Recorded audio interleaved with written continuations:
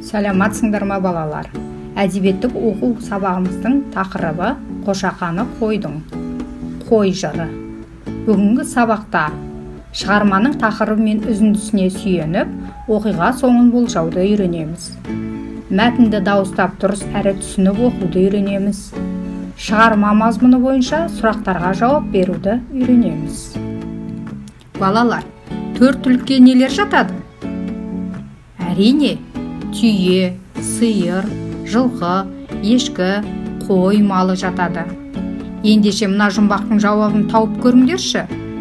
Кішкене ғана бойы бар, айналдырып киген тоны бар. Бұл не? Әрине, қой балалар. Ендеше бүгінгі сабақта қой туралы жырды оқимыз. Қой.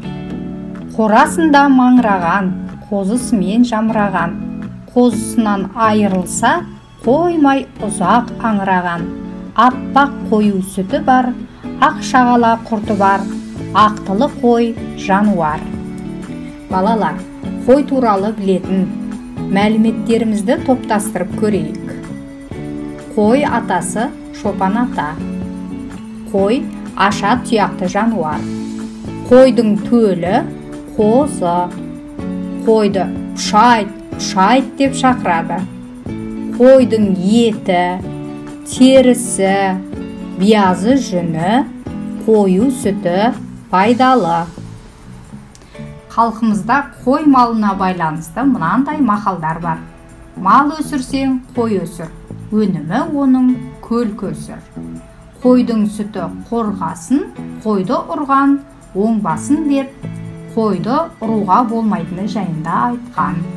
Ендеше балалар, ойна да ойла ойыны арқылы ой ұшқырлығымызды сынап көрейік. Көп нүктенің орнына ұйқас сөз тауып қойыңдар. Бұйра жүнді өзі маңырайды. Бұйра жүнді өзі маңырайды қозы. Жоқ сөз қозы.